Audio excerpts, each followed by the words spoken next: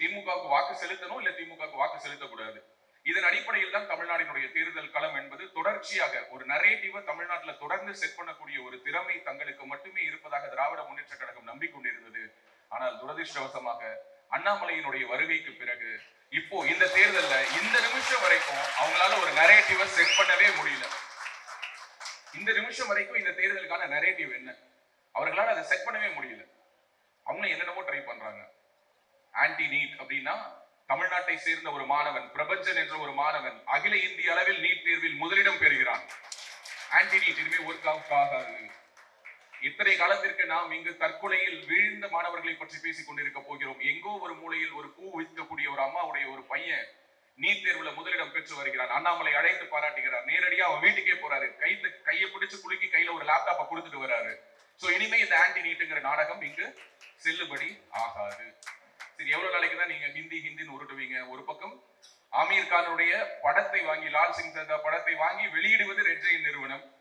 ஆனால் இன்னொரு பக்கம் ஹிந்தி எதிர்ப்பு என்று அந்த பழைய பல்லவியை பாடிக்கொண்டிருக்க முடியாது என்பதையும் நம்ம பார்க்கிறோம். இன்னொரு பக்கம் மாநிலங்களவை உறுப்பினராக இருக்கக்கூடிய திருச்சி சிவா அவர்கள் அங்க இருக்கக்கூடிய உறுப்பினர்களுடைய பிரியாவிடை நிகழ்ச்சியில போயிட்டு ஹிந்தியில பாட்டெல்லாம் பாடுறாரு. ஓகே, சோ உங்களுக்கு தேவை என்றால் ஹிந்தியை நீங்க எப்படி எடுத்துப்பீங்கிறத பார்க்கக்கூடிய நிலையில் இன்று மக்கள் வந்து விட்டார்கள். தொடர்ச்சியாக வெறுப்பு பிரச்சாரத்தை மட்டுமே செய்து கொண்டு எல்லா களத்தையும் முன்பாகவே தீர்மானிக்கக்கூடிய திமுகவால் இந்த நிமிடம் வரை, நான் சொல்வது இப்போது நாம் பேசிக் கொண்டிருக்கக்கூடிய இந்த மாலை நேரம், இந்த நிமிஷம் வரைக்குமே தமிழ்நாட்டினுடைய களம் என்பது ரொம்ப ஓப்பனா இருக்கு. இப்படி ஒரு தேர்தலை இதற்கு முன்பாக தமிழ்நாடு பார்த்ததே கிடையாது எனக்கூடிய அளவுக்கு தமிழ்நாட்டினுடைய தேர்தல் களம் ஒரு நரேட்டிவ் இல்லாம இருக்குது. சோ அப்படின்னா இந்த தேர்தலுடைய நரேட்டிவ் என்னவா இருக்கும்? நான் கீழே உட்கார்ந்து இருக்கும் போது சுந்தரராமன் கூட என்னிடம் சொன்னார், இந்த மீட்டிங் முடிஞ்சு போகும்போது ஒவ்வொருத்தவங்களும் ஏதாவது ஒரு டேக்அவே எடுத்துட்டு போகணும், அவங்க ஏதாவது ஒரு விஷயத்தை எடுத்துட்டு போகணும், அது என்னவாக இருக்கும் அப்படிங்கிறது தான் ஒரு மிகப்பெரிய கேள்வியா இருக்கு அப்படின்னு சொல்லிட்டு நான் வரும்போதுதான் இந்த நிகழ்வுக்கு வரும்போது தெரியும். ஆனா என்ன தலைப்பு நான் பார்க்கவே இல்லை. வரும்போது நான் என்னோட டீம் கிட்ட கேட்டேன், எனக்கு ஏதாவது டாபிக் கொடுத்துருக்காங்க. ஃபர்ஸ்ட் டைம் வோட்டர்ஸ் அவர்கள் என்ன அடிப்படையில் வாக்களிக்கிறார்கள், அதனுடைய தீர்மானிக்கக்கூடிய அந்த தன்மையாக என்ன இருக்கிறது, அதில் இருக்கக்கூடிய சிக்கல்கள் என்ன என்பதை பற்றி தான் பேசணும் அப்படின்னு சொல்லியிருந்தாங்க. ஒட்டுமொத்தமாக இந்தியாவில் 2 கோடி பேர் இந்த முறை முதல் தலைமுறை வாக்காளர்களாக, அதாவது 18-19 வயதுல முதல் முறையாக வாக்கு செலுத்த போற இடத்தில் கிட்டத்தட்ட 2 லட்சம் பேர் இருப்பார்கள், 2 கோடி பேர் இருப்பார்கள் என்று எண்ணிக்கை சொல்கிறது. இந்த 2 கோடி பேர்ல தமிழ்நாட்டில் எவ்வளவு பேர் இருக்க போறாங்க அப்படின்னு சொல்லி நம்ம பார்த்தோம்னா வெகு சொற்பமான தொகை தான். தமிழ்நாட்டை பொறுத்தவரை ஒட்டுமொத்தமாக கிட்டத்தட்ட 6 கோடியே 20 லட்சம் பேர் தமிழ்நாட்டில் வாக்கு செலுத்த போறாங்கன்னா அதில் 5.5 லட்சம் பேர் தான் இந்த முதல் தலைமுறை வாக்காளர்கள் தமிழ்நாட்டை பொறுத்தவரை. நீங்க நம்புறீங்களான்னு தெரியல, முன் எப்போதும் இல்லாத அளவிற்கு பாரதிய ஜனதா கட்சியை நோக்கி இளைஞர்களுடைய வருகை என்பது அதிகமாகி இருக்கிறது என்பதை எல்லா கருத்து கணிப்புகளும் ஒத்துக்கிறாங்க. திரும்ப நான் இதை பத்தி சொல்லும் பொழுது திரு அண்ணாமலை அவர்களை பற்றி சொல்லி அண்ணாமலை அவர்களால் தான் இது விளைந்தது என்று சொன்னால் திரும்ப அவரை நோக்கி நான் கிரெடிட்களை கொடுக்கிற மாதிரி இருக்கும். ஆனா ஒரு விஷயத்தை நம்ம புரிஞ்சுக்கணும். என்னன்னா, ஒரு எல்லோருக்கும் தெரிந்ததுதான், ஒரு வயல்னா அந்த வயலுக்கு ஒருத்தர் உழுது போடுவாரு, அடுத்து ஒருத்தர் விதைப்பாரு, அடுத்து ஒருத்தர் களை எடுப்பாரு. ஆனா அந்த அறுவடை செய்வதற்கான கரங்கள் என்று ஒரு கரங்கள் இருக்கும் இல்லையா, கொடுத்து வைத்த அந்த கரங்கள். அந்த மாதிரி இந்த அறுவடையை செய்து இந்த மகசூலை சிந்தாமல் சிதறாமல் களத்திற்கு கொண்டு வந்து அதை மூட்டைகளாக்கி அதை முதலீட்டை பெருக்கக்கூடிய ஒரு வாய்ப்பு இன்று காலம் யாருக்கு கை கொடுத்திருக்கிறது என்றால் நம்முடைய அண்ணாமலை அவர்களுக்கு கை கொடுத்திருப்பதை நாம் பார்க்கிறோம். இந்த 5.5 லட்சம் பேரை நோக்கி நம்ம எப்படி நம்மளுடைய இமேஜ் எடுத்துட்டு போறோம்? பாரதிய ஜனதா கட்சி என்றால் என்னவாக அவர்களால் புரிந்து கொள்ளப்பட்டிருக்கிறது? பொதுவாகவே ரொம்ப ஓப்பனா பேசுவோமே, ஏன்னா இது வந்து சிந்தனையாளர் பிரிவினுடைய கலந்தாய்வு கூட்டம். இங்க இருக்கக்கூடிய எல்லோருமே இந்த பிரிவை தொடர்ந்து பின்பற்றக்கூடியவர்கள். அது எல்லாத்தையும் தாண்டி நான் ஏற்கனவே சொல்லிட்டேன், இது ஒரு மிக முக்கியமான ஒரு தருணத்தில் நிகழ்த்தப்படக்கூடிய ஒரு கூட்டம். ஏன்னா நரேட்டிவ் இன்னும் செட் பண்ணப்படல, களம் அப்படின்னு தான் வச்சிருக்காங்க. யாருக்கான களம் என்பது இன்னும் தீர்மானிக்கப்படாமல் இருப்பதாகத்தான் நான் புரிஞ்சுக்கிறேன். இந்த களத்தில் நாம் என்ன சொல்ல போகிறோம், மக்களிடம் நாம் எடுத்துக்கொண்டு செல்ல வேண்டிய அந்த நரேட்டிவ் என்ன? ஒவ்வொரு தேர்தலுக்கு முன்பாகவும் பாரத பிரதமர் மோடி அவர்கள் தனக்கான நரேட்டிவ் என்ன அப்படிங்கறத அவர் ரொம்ப கிளியரா செட் பண்ணுவாரு. இந்த வாட்டியும் அவர் செட் பண்ணிட்டாரு. அவர் ரொம்ப உறுதியா ஒரு விஷயத்தை டிக்ளேர் பண்ணியிருக்காரு. அதுவும் தமிழ்நாட்டில் நந்தனத்தில் அவர் பேசிய பொழுது அவர் பேசிய அந்த பேச்சு, அதனுடைய மொழியாக்கம், அந்த மொழியாக்கத்தை செய்திருந்த சுதர்சன் ராமசாமி அவர்களோடு கூட நான் ஒரு உரையாடல் நிகழ்த்தியிருந்தேன். நேற்று நம்மளுடைய பேசு தமிழா பேசல அந்த வீடியோ கூட வந்திருந்தது. எனக்கு தெரிஞ்ச தமிழ்நாட்டுல ஒரு தலைவர் பேசிய பேச்சுக்கு ரசிகர்கள் இருந்த காலகட்டம் போய் ஒரு தலைவருடைய பேச்சை மொழிபெயர்த்த ஒருவருக்கு ரசிகர் கூட்டம் உருவாயிருக்குதுன்னா அது மோடிஜியினுடைய மொழிபெயர்ப்பாளர் சுதர்சன் ராமசாமிக்கு தான். அந்த பேச்சினுடைய சாராம்சத்தை தான் நான் முக்கியமா பார்க்கணும்னு நினைக்கிறேன். நாம் இங்கு அனைவரும் ஒரு குடும்பமாக இணைந்திருக்கிறோம். நாம் மோடியின் குடும்பமாக இங்கு இணைந்திருக்கிறோம். இதுவரைக்கும் எத்தனையோ பேரு நான் அதாவது இதற்கு முன்பாக இந்த குடும்பம் என்ற வார்த்தையை பயன்படுத்தக்கூடிய ஒரு சூழல், ஒரு வாய்ப்பு, ஒரு நல்வாய்ப்பாக யாருக்கு அமைந்திருந்தது என்றால் மறைந்த அம்மையார் ஜெயலலிதா அவர்களுக்கு அமைந்திருந்தது. 2014 எலெக்ஷன்ல அவங்க நரேட்டிவ் செட் பண்ணாங்க. Again it was an open ground. அப்போது ஒரு நரேட்டிவ் இல்லாம தமிழ்நாட்டில் அந்த அரசியல் சூழல் இருந்த பொழுது அவர்கள் நேரடியாக களத்திற்கு வந்து ஒரு கேள்வியை முன்வைத்தார்கள். என்ன கேள்வி முன் வச்சாங்க? மோடியா லேடியா? மக்கள் என்ன நினைச்சோம் அப்படின்னா 2014 நமக்கு பாரத பிரதமர் மோடி அவர்கள் குஜராத்தினுடைய முதல்வராகத்தான் அறிமுகமாகி இருந்தார். அவர் வெற்றி பெற்று பிரதமராக வருவாரா? வென்று வந்தாலும் இப்படியான ஒரு மாற்றங்களை நிகழ்த்துவாரா? இந்தியா இதுவரை கண்டிராத, இந்தியாவில் இன்னும் சொல்ல போனா காஷ்மீர்ல இந்த இடங்களில் எல்லாம் மூவர்ண கொடி பறக்குமா என்று சவால் விட்ட இடங்களில் எல்லாம் மூவர்ண கொடியை பறக்க வைத்தார் மோடி. சாதாரண விஷயம் கிடையாது. இன்னைக்கு ராகுல் காந்தி ஒற்றுமை யாத்திரை என்ற பெயர்ல காஷ்மீருக்குள்ளார கொடி பிடிச்சிட்டு போறாரு. அது அவங்க தாத்தா கொடுத்த சுதந்திரம் இல்லை, எங்க மோடி கொடுத்த சுதந்திரம். 1947 கிடைத்த சுதந்திரம் அல்ல, அது ஆர்டிகல் 370 தூக்கி அப்படி கசைக்கு வீசின அதன் மூலமாக கிடைத்த சுதந்திரம் என்பதை யாராலும் மறுக்க முடியாது. சோ அப்படியான ஒரு தலைவர் 2014 வரப்போகிறார் என்பது யாருக்கும் தெரியாது. நாம் என்ன நினைத்தோம்? அப்போது கூட மோடியா லேடியா என்று அவர்தான் கேட்க முடிந்தது, கலைஞரால கேட்க முடியல. கேட்டிருந்தா மக்கள் அதை ஏற்றிருப்பாங்களாங்கிறது அந்த தேர்தலுடைய முடிவுகளிலே நம்ம பார்த்தோம். 2014 37 சீட்டுகளை நம்ம ஜெயலலிதா அவர்கள் வென்றார்கள். இங்கிருந்து எம்பிக்கள் சென்றார்கள். அதனால் என்ன நடந்தது? தமிழ்நாட்டில் ஏதாவது ஒரு இன்ச் ஒரு முன்னேற்றத்தை அவர்களால் கொண்டு வர முடிந்ததா என்றால் இல்லை. மீண்டும் 2019 தேர்தல் களம் மறுபடியும் மாறுகிறது. 2016 முதல் 2019 வரையிலான அந்த தமிழகத்தில் நடந்த ஆட்சி கூட்டணி முடிவில்லைன்னு ஆயிடுச்சு. இனிமே எதுவும் வாய்ப்பு இல்லைங்கிறதுனால ரொம்ப துணிச்சலாவே பேசலாம்னு நினைக்கிறேன். தமிழ்நாட்டுல கிட்டத்தட்ட 9000 போராட்டங்கள் நடந்ததாக ஆர்டிஐல போட்ட தகவலின் அடிப்படையில் தெரிய வருகிறது. இதை ஜனநாயகம் என்று சொன்னால் நான் இதை ஏற்கவே மாட்டேன். இதற்கு பெயர் கையாலாகாத தனம். திடீர் போராளிகள் உருவானார்கள், திடீர் சமூக போராட்டக்காரர்கள், திடீர் என்று எங்கு திரும்பினாலும் போராட்டம். அப்போது நாம் எல்லோரும் என்ன சொன்னோம்னா, எவ்வளவு ஜனநாயகமா இதை கையாளுறாங்க அப்படின்னு. ஜெயலலிதா என்ற ஒரு நபர் இருந்திருந்தால் இந்நேரம் இந்த திருமுருகன் காந்தி இது போன்ற இந்த பிரிஞ்ச் எலமெண்ட்ஸ், இந்தியா ஒரு நாடே இல்லை என்று பேசக்கூடிய குரல்களுடைய அந்த குரல்களை எல்லாம் நெரிச்சு எங்க தூக்கி வைக்கணுமோ வச்சிருப்பாங்க அந்த அம்மா. அந்த அம்மா இல்லாததுடைய விளைவு 2016 19 வரை தமிழ்நாட்டில் ஒரு போராட்ட களமாக இந்த தமிழ்நாடு கட்டவிழ்த்து விடப்பட்டது. யார் வேணாலும் எங்க வேணாலும் போராடலாம், எதை வேணாலும் எதிர்த்து போராடலாம். இந்தியா ஒரு நாடே இல்லைன்னு சொல்லலாம், நாங்க இந்தியால ஒரு பகுதி இல்லைன்னு சொல்லலாம், இப்படி என்ன வேணாலும் பேசலாம் அப்படிங்கிற ஒரு பெரும் கூட்டம் உருவானதுடைய விளைவாக அந்த ஒட்டுமொத்த கோபமும் மத்திய அரசுக்கு எதிராக ஒரு ஜல்லிக்கட்டு போராட்டம் நடந்ததற்கான காரணம் காங்கிரசினுடைய கையாளாக இருந்தது. காவிரி வேளாண் மண்டலத்தில் மீத்தேன் எடுப்பதற்கான ஒப்பந்தத்தை போடப்பட்டது காங்கிரசினுடைய ஆட்சியில். ஆனா அது அனைத்திற்குமான பழியை யார் சுமக்க வேண்டிய ஒரு கட்டாயம் ஏற்பட்டது? மோடி அவர்கள் சுமக்க வேண்டிய ஒரு கட்டாயம் ஏற்பட்டது. 2019 தேர்தல் காலத்தையே நீங்க எடுத்துக்கிட்டீங்கன்னா, அங்கு அப்போது நடந்த இடைத்தேர்தலில் கணிசமான வாக்குகளை பெற்று எந்தெந்த சீட்டுகளை வெல்ல வேண்டுமோ அந்த சீட்டுகளை வென்று அனைத்து இந்திய அண்ணா திராவிட முன்னேற்ற கழகம் தன்னுடைய ஆட்சியை தக்க வைத்துக் கொண்டது. ஆனால் பாராளுமன்ற தேர்தலில் ஒட்டுமொத்தமாக ஒரு ஸ்வீப் நம்ம பார்த்தோம். 38 தொகுதிகளை திராவிட முன்னேற்ற கழகமும் அதனுடைய கூட்டணியும் சேர்ந்து வென்றது. மீண்டும் தமிழ்நாட்டில் இருந்து 38 எம்பிக்கள் சென்றார்கள். அதன் மூலமாக ஏதாவது தமிழ்நாட்டுக்கு நல்லது நடந்ததா அப்படின்னா ஏதாவது நடந்ததா? இல்ல. சோ நடக்கல அப்படிங்கறத மக்கள் இன்னைக்கு சொல்ல ஆரம்பிச்சிருக்காங்க. இப்ப 2024 தேர்தல் களம் எவ்வாறாக இருக்கிறது என்றால், தமிழ்நாட்டில் முதன் முறையாக ஒவ்வொரு கிராமத்திற்கும் செல்லும் பொழுதும் ஒவ்வொரு கிராமத்திலும் இருக்கக்கூடிய யாரோ ஒரு ஏழையினுடைய முகத்தில் ஒரு சிரிப்பை, அந்த திராவிடம் கொடுத்த அந்த ஒரு பொன்மொழியை நான் கடன் வாங்கிக்கலாம்னு நினைக்கிறேன். ஏழையின் சிரிப்பில் இறைவனை காணலாம்னு சொன்ன மாதிரி ஒவ்வொரு கிராமத்திலும் ஒரு வீடற்றவனுக்கு வீடு கொடுத்து அங்கு மோடி தன்னுடைய முகவரியை நிலைநிறுத்தி இருக்கிறார். மோடி வீடு கிடைச்சிருக்குன்னு சொல்றான். அந்த மோடி வீடு அப்படிங்கிற ஒரு வார்த்தை இந்த கிராமங்கள் வரை சென்று சேர்ந்திருக்கிறது. ஒவ்வொரு விவசாயியினுடைய நேரடி வங்கி கணக்கில் இன்று பணம் செலுத்தப்படுகிறது. டைரக்ட் பெனிஃபிஷியரி டிரான்ஸ்ஃபரின் மூலமாக முதல் முறையாக இந்தியாவிலேயே ஒரு அரசு நேரடியாக மக்களுடைய கைகளில் பணத்தை கொடுக்கும் பொழுது அவர்களுடைய எண்ண ஓட்டத்துல என்ன மாதிரியான ஒரு எண்ணம் ஏற்படும்? நமக்கு தெரிஞ்சவங்களே நம்ம கிட்ட ஒரு பணம் கொடுத்து அவங்க கையிலிருந்து நாம் அந்த பணத்தை பெறும் பொழுது அவர்களுக்கு நாம் நன்றி கடன் பட்டவர்களாக ஆகிறோம். ஆனால் நேரடியாக வங்கிகளில் செலுத்தும் பொழுது நீ எனக்கு நன்றி கடன்லாம் பட வேணாம், இது ஓன் காசு, அதை நான் உனக்கே கொடுக்குறேன்னு சொல்லி ஒரு பிரதமர் முடிவெடுத்து எல்லாத்தையும் உன் அக்கௌண்ட்டுக்கு போடுறேன்.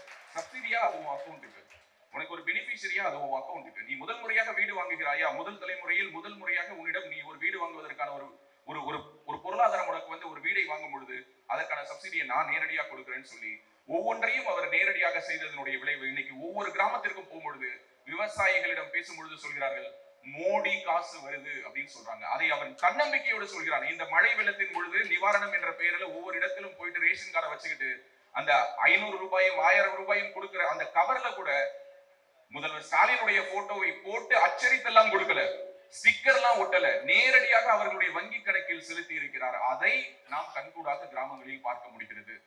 இப்படிப்பட்ட ஒரு நரேட்டிவை இந்த முறை மோடி அவர்கள் செட் பண்ணியிருக்கிறார். இந்த களத்தில் நான் எப்போதும் சொல்வது போல ஒட்டுமொத்த இந்தியாவுக்குமான நரேட்டிவ் எப்படி தமிழ்நாட்டில் 1967 தொடங்கி 2024 வரைக்கும் திமுகவுக்கு ஓட்டு போடணுமா திமுகவுக்கு ஓட்டு போட வேண்டாமா என்பதுதான் இங்கு தேர்தலாக இருக்குதுன்னா, என்று இந்தியாவினுடைய பிரதமராக பாரத பிரதமர் மோடி அவர்கள் பதவியேற்றாரோ அன்று முதல் ஒட்டுமொத்த இந்தியாவின் முன்பு இருப்பதும் ஒரே கேள்விதான், நீ பிஜேபிக்கு ஓட்டு போட போறியா அல்லது இந்த நாட்டை துண்டாட நினைக்கக்கூடிய நாசகர சக்திகளுக்கு ஓட்டு போட போறியா, நீ இந்திய இறையாண்மைக்கு ஓட்டு போட போறியா, இந்திய இறையாண்மைக்கு எதிராக செயல்படுறவனுக்கு ஓட்டு போட போறியா, இந்தியாவினுடைய வளர்ச்சிக்கு நீ ஓட்டு போட போறியா, இந்தியாவினுடைய வீழ்ச்சிக்கு நீ ஓட்டு போட போறியா என்பது மட்டும்தான் கேள்வி. அந்த வகையில் இந்த முறை நாம் கேட்க வேண்டிய கேள்வி, உங்களுடைய ஓட்டு யாருக்கு? இந்தியாவினுடைய வளர்ச்சிக்கு நீங்கள் வாக்களிக்க வேண்டும் என்றால் நீங்கள் யாருக்கு தான் வாக்கு செலுத்த வேண்டும்? மோடிக்கு தான் வாக்கு செலுத்த வேண்டும். அவர் இங்க வந்து ரொம்ப அவருடைய அந்த உணர்வை ரொம்ப அழகா பதிவு செய்துட்டு போயிட்டார். என்னுடைய குடும்பம் நீங்க தான் சொல்லிட்டார். இதற்கு முன்பாக ஜெயலலிதா அவர்கள் சொன்ன பொழுது அதே உணர்வோடு நாம் ஒன்றி பார்க்க முடிந்தது. எனக்கென்று குடும்பம் கிடையாது, என்னுடைய குடும்பமே நீங்கள் தான் என்று அவர்கள் பேசிய போது மக்களால் அதை ரிலேட் பண்ண முடிஞ்சது. அதற்கு பிறகு தமிழ்நாடு அரசியல் களத்தில் ஒரு தலைவருடைய பேச்சை அவ்வாறு ரிலேட் பண்ண முடியுது அப்படின்னா அது மோடிஜியினுடைய பேச்சு தான். அதை இந்த முறை சாத்தியமாக்கி களத்துக்கு கொண்டு போய் சேர்க்க வேண்டிய ஒரு பெரும் பொறுப்பு யாருக்கு இருக்கிறது என்றால் பாரதிய ஜனதா கட்சிக்கு இருப்பதாக நான் பார்க்கிறேன். ஏன்னா இந்த முறை இந்த தேர்தலுடைய முடிவுகள் எப்படி இருந்தாலும் அதற்கான பொறுப்புகள், ஏன்னா இவ்வளவு நேரம் நம்ம எல்லா கிரெடிட்ஸையும் நம்ம ஒருத்தர் கொடுக்கிறோம். நம்முடைய மாநில தலைவர் திரு அண்ணாமலை அவர்களுக்கு எல்லா விதமான கிரெடிட்ஸையும் நம்ம கொடுக்கிறோம். அப்போ அவர் ஒரு விஷயத்துல ரொம்ப உறுதியா இருக்காரு. இந்த முறை இந்த தேர்தலில் இந்த முடிவுகள் எப்படிப்பட்ட முடிவுகளாக இருந்தாலும் அந்த முடிவுகளை தலைவணங்கி ஏற்பதற்கான ஒரு தலைமை பண்பும் ஒரு தைரியமும் இன்று அண்ணாமலை அவர்களிடம் இருக்கிறது. அதையும் நம்ம ஓப்பனா நம்ம ஒத்துக்கணும். ஏன்னா உங்களுக்கே தெரியும் இன்னைக்கு களம் எப்படி இருக்கிறது என்று. இன்று இந்த நிமிடம் வரை பாரதிய ஜனதா கட்சிக்கான கூட்டணி, அந்த கூட்டணியில் யார் யார் இடம்பெற போகிறார்கள் என்பது எல்லாமே ஒரு மிகப்பெரிய சஸ்பென்ஸா இருக்கு. யார் யார் இந்த அணியில் இடம்பெற போகிறார்கள், யார் யாருக்கு எந்தெந்த சீட்டு, பாரதிய ஜனதா கட்சியில் யாருக்கெல்லாம் சீட்டு, இது எதுவுமே இன்னும் முடிவாகல. நம்ம எல்லோரும் எதிர்பார்த்து கொண்டிருந்தோம் நீலகிரியில் தொகுதியில் எல் முருகன் அவர்கள் போட்டியிடுவார்னு எதிர்பார்க்கும் பொழுது அவருக்கு திடீர்னு கூப்பிட்டு என்ன பண்றாங்க, ராஜ்யசபா கொடுக்குறாங்க இல்லையா?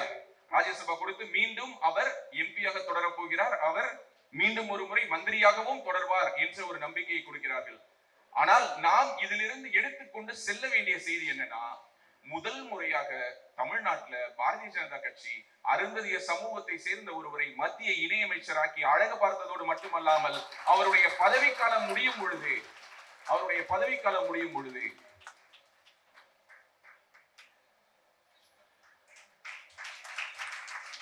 நாளை மத்திய சென்னையின் குரலாக பாராளுமன்றத்தில் ஒலிக்க இருக்கும் வினோத் செல்வம் அவர்களுக்கு என்னுடைய வாழ்த்துக்கள், வரவேற்கிறேன்.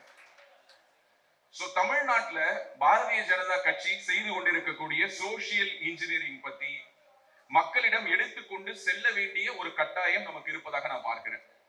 ஏன்னா இன்று வரை திராவிட முன்னேற்ற கழகத்தால அவங்களுடைய தலைமை பொறுப்புக்கு ஒரு பட்டியல் சமூகத்தை சேர்ந்தவரை கொண்டு வர முடியலைங்கிறதான நிதர்சனமான உண்மை.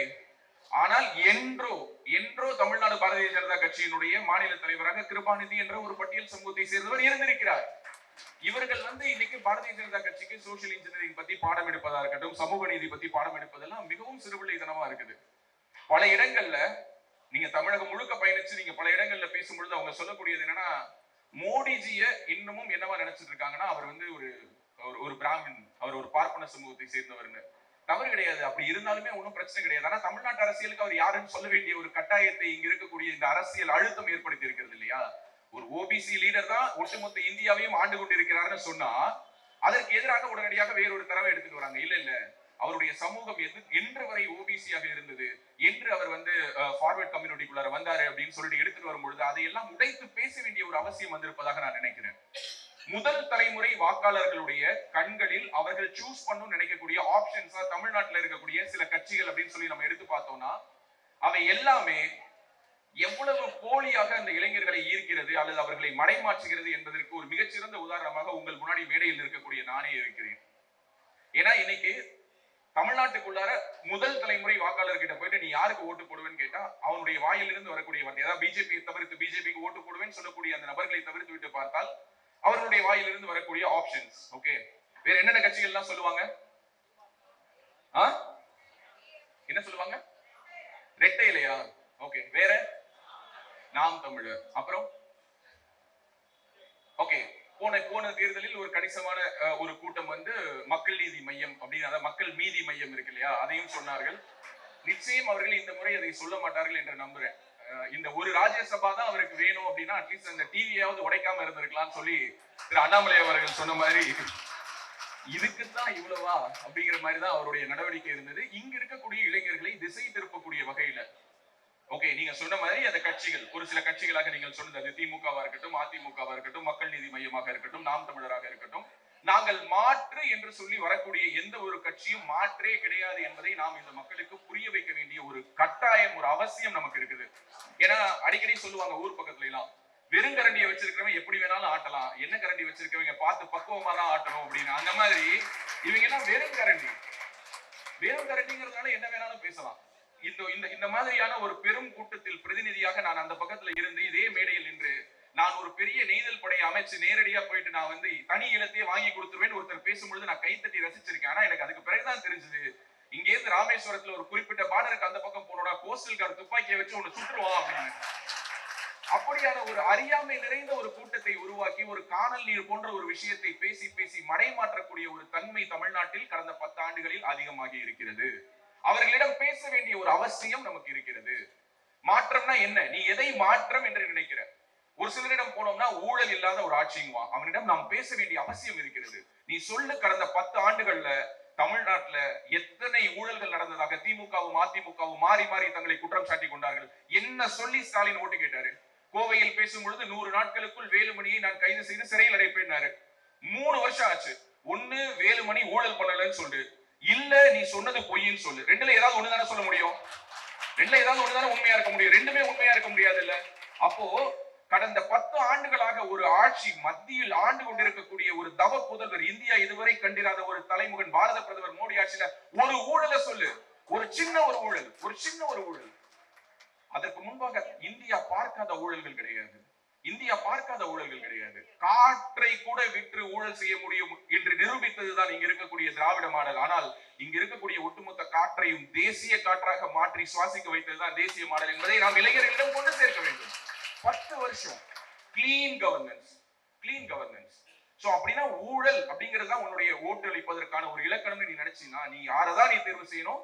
ஊழல் இல்லாத ஒரு அரசாங்கத்தை கொடுத்திருக்கக்கூடிய பாஜகவை தான் நீ தேர்வு செய்யணும். அடுத்தது, இங்கு பட்டியல் சமூக மக்களுக்கு ஒரு ஆதரவான ஒரு எண்ண ஓட்டம். ஃபர்ஸ்ட் ஜெனரேஷன் ஓட்டர்ஸ் கிட்ட போனீங்கன்னா மோஸ்ட்லி பாத்தீங்கன்னா சேகுவாரா, அம்பேத்கர், இல்ல அவனுக்கான ஒரு புரட்சிகரமான ஒரு சிந்தனை அப்படிங்கிற ஒரு நீலம் சிவப்பு அப்படிங்கிற ஒரு அடையாளத்துல இருக்கிறவன் தெரியுமா? பக்கத்துல உட்கார்ந்து பேச வேண்டிய விஷயம் என்னன்னா, தமிழ்நாட்டுல தனி தொகுதியில மட்டும்தான் நீ போட்டியிடணும்னு சொல்லக்கூடிய இந்த திமுக எப்படி உனக்கு சமூக நீதியை பெற்றுத்தர முடியும்? இந்த முறை கூட விடுதலை சிறுத்தைகள் கட்சிக்கு 2 தொகுதிகளை ஒதுக்கி இருக்கிறாங்க. எந்த தொகுதிகள்? விழுப்புரம், சிதம்பரம் என்ற 2 தனி தொகுதிகள். இனிமேல் அது விடுதலை சிறுத்தைகள் கட்சி இல்ல, விழுப்புரம் சிதம்பரம் கட்சி. அதான் விசிக. தொடர்ச்சியாக தனி தொகுதியை மட்டுமே கொடுத்து இங்க இருக்கக்கூடிய இந்த திராவிட முன்னேற்ற கழகம் ஒரு கட்சியை, ஒரு சமூகத்தை நீ தனி தொகுதிக்கு மட்டும்தான், அதை தாண்டி நீ ஆசைப்படக்கூடாது என்று முன்னாள் முதல்வர் கலைஞர் கருணாநிதி சொன்னார் என்று பதிவு செய்தவர் இன்னைக்கு விசிகால இருக்கிறார், வன்னி அரசு. இன்றும் அவர் இருக்கிறார். அவர் நியூஸ் 7ல ஒரு விவாத அரங்கத்துல தான் இந்த பதிவு பண்ணாரு. இந்த முறை ஒரு பொது தொகுதி வேண்டும் என்று கேட்டார்கள். பொது தொகுதி கேட்கறது அவ்வளவு பெரிய குற்றமா என்ன? பொது தொகுதி கேட்கறது குற்றமா?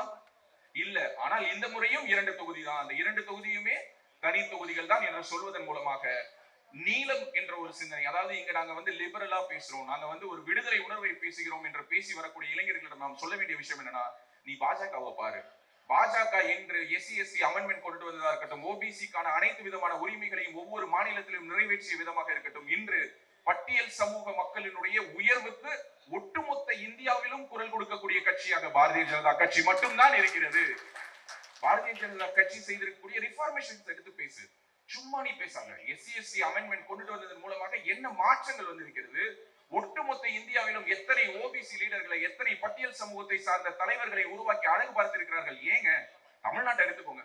தமிழ்நாட்டில் பல வருடமாக பட்டியல் சமூகத்தில் இருந்து கொண்டு தங்களுடைய பெயர் கோரிக்கையை வைத்து போராடி கொண்டிருந்த தேவேந்திர குல வேளாளர் சமூகத்திற்கு அந்த பெயர் கொடுக்கக்கூடிய அறிவிப்பாணையை கொடுத்தது பாரத பிரதமர் மோடி அவர்கள் தான். அதற்கு முன்பாக அதற்கு பலர் போராடினார்கள். இந்த சமூகத்தை சேர்ந்த எத்தனையோ பேர் அதற்காக உயிர் விட்டார்கள், பல போராட்டங்களை முன்னெடுத்தார்கள். ஆனால் அதை செய்து காட்டினார். அதை செய்து காட்டியவர் பிரதமர் மோடி அவர்கள் தான். இன்னைக்கு அடுத்தவர்கள் கோரிக்கை வைக்கிறாங்க, பெயர் கொடுத்துட்டீங்க, அடுத்து எங்களுக்கு பட்டியல் வெளியேற்றம் கொடுங்க, அதையும் பரிசீலிக்கிறோம் அப்படின்னு சொல்றாங்க. சோ இப்படி ஒவ்வொரு மாநிலத்திலும் அங்க இருக்கக்கூடிய பட்டியல் சமூகத்தினுடைய நலனுக்காக உண்மையாகவே குரல் கொடுக்கக்கூடிய கட்சியாக பாரதிய ஜனதா கட்சி தான் இருக்கிறது என்பதை நாம் முதல் தலைமுறை இளைஞர்களிடம் சென்று பேச வேண்டும். இதுல இன்னொரு மிக முக்கியமான விஷயம், அடுத்தது இங்க இருக்கக்கூடிய அந்த முதல் தலைமுறை வாக்காளர்களிடம் பேசும்பொழுது அவர்கள் சொல்லக்கூடிய விஷயம் என்னவா இருக்கும்னா, ஒரு சிவப்பு சிந்தனை இருக்கும். ஏன்னா எடுத்த உடனே வரும் பொழுது அவனுக்கு சிவப்பு தோணும், நீலம் தோணும், கருப்பு தோணும். வாழ்க்கையில அனுபவம்னு ஒண்ணு வந்ததற்கு பிறகுதான் இது எல்லாம் ஒண்ணு சேர்ந்ததுன்னா அது என்னவாக இருக்கும், அது காவியாகத்தான் இருக்கும் என்பது அவனுக்கு அப்புறம்தான் தோணும். அதுக்கு வாழ்க்கையில கொஞ்சம் அடிபடணும், வாழ்க்கையினுடைய அந்த கர்மாவின் மேல் அவனுக்கு நம்பிக்கை வர வேண்டும். நாம் நல்லது செய்தால் நல்லது வரும், கெட்டது செய்தால் கெட்டதுதான் வரும். வாழ்க்கைங்கிறது நீ சொல்ற இந்த வெறும் புரட்சி மட்டுமல்ல, அது அதையும் தாண்டியது என்பதை அவன் உணரக்கூடிய தருணத்தில் அவன் கடைசியாக வந்து நிற்கக்கூடிய இடம் இந்த இடமாகத்தான் இருக்கும். அதுவரை அவனிடம் பேச வேண்டிய ஒரு அவசியம் நான் இருக்கிறதா பாக்குறேன். வெறும் 5 லட்சம் ஓட்டு தானே முதல் தலைமுறை வாக்காளர்கள் தமிழ்நாட்டில் வெறும் 5 லட்சம் பேர் தானே. ஏன் அவன் கிட்ட பேச வேண்டிய ஒரு அவசியம் இருக்குன்னா, அவனிடம் பேச வேண்டிய அவசியம், அவன் தான் இன்று சமூகத்தினுடைய பிரதிபலிப்பாக சமூக ஊடகங்கள்ல நின்று குரல் கொடுக்கிறான். அவன் இன்னைக்கு ஒரு 100 பேரை இன்ஃப்ளூயன்ஸ் பண்றான். சோ அப்படிப்பட்டவனிடம் உரையாட வேண்டிய ஒரு அவசியம் இருக்கிறது. நாம் அவர்களிடம் சொல்ல வேண்டிய மிக முக்கியமான ஒரு விஷயம் என்னன்னா, இங்க இருக்கக்கூடிய கம்யூனிஸ்டுகளை நம்பி நீ கம்யூனிஸ்ட் கட்சி போய் மட்டும் போயிடாத. அவர்களுடைய தொண்டர்களை உண்டியல் கொடுக்க விடுவார்கள், ஆனால் அவர்களுடைய சொந்த பணத்தில் அவர்கள் பல கோடிகளில் வீடுகள் கட்டி செட்டில் ஆயிடுவாங்கிறத நம்ம அவங்க இடம் தெளிவாக சொல்ல வேண்டும். அதற்கான உதாரணங்கள் நம்ம கண்ணு முன்னாடியே இருக்குது. போன தேர்தலில் திராவிட முன்னேற்ற கழகத்திடமிருந்து அபிஷியலா அவங்க பெற்ற தேர்தல் நிதி எவ்வளவு? 2 கம்யூனிஸ்டுகளும் சேர்த்து 25 கோடி, 25 கோடி ரூபாயை தேர்தல் நிதியாக பெற்றுக்கொண்ட இந்த தோழர்கள், இந்த இந்திய மற்றும் மார்க்சிஸ்ட் கம்யூனிஸ்ட் தோழர்கள் பொது உடைமை சித்தாந்தத்தை பத்தி பேசுறாங்க. திராவிட முன்னேற்ற கழகத்திடம் இருந்து 25 கோடியை வாங்கிக்கிட்டு, அது மட்டும் இல்லாமல் விடுதலை சிறுத்தைகளுக்கு முன்பாகவே இந்த கம்யூனிஸ்ட்னாலே பொது உடைமைன்னு பேசக்கூடியவனை கொண்டுட்டு போய் நாகப்பட்டினத்திலையும் எங்கெங்கெல்லாம் தனி தொகுதிகள் இருக்குதோ அந்த தனி தொகுதிகளை மட்டுமே கொடுத்து கம்யூனிஸ்டுகளையும் சாதி வட்டத்திற்குள் அடைத்தது திராவிட முன்னேற்ற கழகம் என்பதை இங்க இருக்கக்கூடிய கம்யூனிஸ்ட் தலைவர்களால் மறுக்க முடியுமா? யோசிச்சு பாருங்க, நீங்க போயிட்டு வேணா செக் பண்ணி பாருங்க. தமிழ்நாட்டுல கம்யூனிஸ்ட் கட்சிகள் எந்தெந்த தொகுதிகளில் போட்டியிட்டு இருக்கிறார்கள் என்று நீங்கள் எடுத்து பார்த்தீங்கன்னா அவை அனைத்துமே தனி தொகுதிகளாக தான் இருக்கும். கூடுமானவரை அவர்களுக்கு தனி தொகுதிகள், தப்பி தவறி கோயம்புத்தூர் மாதிரி ஒரு பொது தொகுதி இல்லைன்னா அதுவும் கூடுமானவரை தனி தொகுதியாக கொடுத்து அவர்களை ஒதுக்க வேண்டும் என்று. சிவப்பு சிந்தனையோட வந்தினாலும் உனக்கு தனி தொகுதி தான், நீ நீலம் சிந்தனையோட வந்தினாலும் உனக்கு தனி தொகுதி தான். கருப்புன்னு ஒரு சிந்தனையே கிடையாது. ஏன்னா ஒட்டுமொத்தமா பெரியார் கடையில அடிமை சாசனம் எழுதி கொடுத்துட்டு நம்மளுடைய மாண்புமிகு ஆசிரியர் வீரமணி அவர்கள் என்ன பண்ணிட்டாரு, பெர்மனண்டா செட்டில் ஆயிட்டாரு. அதனால கருப்புக்கு ஒரு சிந்தனையே இல்லை என்று எண்ணக்கூடிய அளவிற்கு தான் நீங்க திராவிட முன்னேற்ற கழகம் தன்னுடைய கூட்டணி கட்சிகளை நடத்தி கொண்டிருக்கிறது. இதை நாம் முதல் தலைமுறை வாக்காளர்களிடம் பேச வேண்டிய ஒரு அவசியம் இருக்குது. இவர்கள் எல்லோரும் உன்னை ஏமாற்றுகிறார்கள். இங்க நீ மாற்றம்னு நம்பி நீ போற ஒவ்வொருத்தவனும் உன்னுடைய உணர்வை தூண்டிவிட்டு உன்னை என்ஐஏல 4 கேஸ் வாங்கி கொடுத்து உன்னுடைய வாழ்க்கையை சீரழிக்கிறதுக்கு, உன மேல 4 FIR போட்டு விட்டு நீ வாழ்க்கையில பாஸ்போர்ட் எடுக்க முடியாது, வெளிநாடுகளுக்கு செல்ல முடியாது, உன்னுடைய வாழ்க்கையை தொலைத்து விட்டு நீ நடுத்தருவில் நிற்பதற்கு தான் இந்த தலைவர்களுடைய உணர்ச்சி மிக்க பேச்சுகள் உனக்கு உதவும். நீ உண்மையாகவே சிந்திக்க வேண்டும் என்றால், நீ சிந்தித்து வாக்கு செலுத்த வேண்டும் என்றால் உன்னுடைய வாய்ப்பாக, உன்னுடைய தேர்வாக யார்தான் இருக்க வேண்டும்? பாரதிய ஜனதா கட்சி மட்டும்தான் இருக்க வேண்டும் என்பதை கொண்டு சேர்க்க வேண்டிய ஒரு அவசியம் நாம் எல்லோருக்கும் இருக்கிறது. ஒவ்வொருவரும் இந்த அரங்கத்தில் இருக்கக்கூடிய ஒவ்வொருவரும் இன்று நாம் மார்ச் 10ஆம் தேதி அன்னைக்கு சந்திச்சிருக்கோம். இன்னும் தேர்தல் தேதி அறிவிக்கப்படல. நான் ரஃப்லி இன்னையிலிருந்து நம்மளுடைய கைவசம் 40 நாட்கள் இருக்கிறதா எடுத்துக்கிறேன், ஏப்ரல் 20 வரை. இந்த 40 நாட்கள்ல நாம் ஒவ்வொருவரும் 10 இளைஞர்களை சந்தித்து அவர்களை நாம் பாரதிய ஜனதா கட்சியை நோக்கி திருப்ப வேண்டிய ஒரு பெரிய பணியை செய்ய வேண்டும். ஏற்கனவே ஒரு திட்டத்தை பற்றி தமிழ்நாடு பாரதிய ஜனதா கட்சியினுடைய தலைவர் திரு அண்ணாமலை அவர்களிடம் விவாதிக்கக்கூடிய ஒரு வாய்ப்பு கிடைத்த பொழுது ஒரு டிஸ்கஷனாவே பண்ணோம். அதை பார்ட்டிகுலர் ஒரு இம்ப்ளிமெண்டேஷன்லயும் கொண்டுட்டு வந்திருந்தாங்க. 1 booth 10 youth அப்படின்னு சொல்லிட்டு ஒவ்வொரு பூத்திலும் 10 இளைஞர்களை நாம் கொண்டு வந்து அவர்களுக்கு இந்த பூத் எலெக்ஷன் ஒர்க் அப்படிங்கிறது எப்படி இருக்கும் உங்க எல்லோருக்கும் தெரியுமான்னு தெரியல. அதாவது பூத்ல நம்ம ஒர்க் பண்ணும்போது பாத்தீங்கன்னா இப்போ ஒரு பார்லிமெண்டரி கான்ஸ்டிடுவன்சில 6 அசம்பிளி இருக்கு. 6 அசம்பிளி கான்ஸ்டிடுவன்சிக்கும் சேர்த்து சராசரியாக 1500 இருந்து 1800 1900 பூத்துகள் வரை இருக்கும்.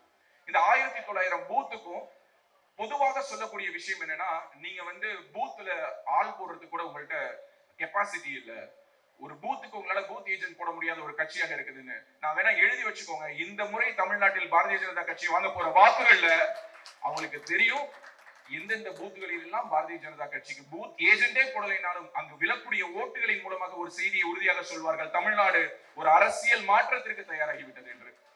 1800 பூத்லயும் நாம போயிட்டு ஒர்க் பண்ண முடியாது.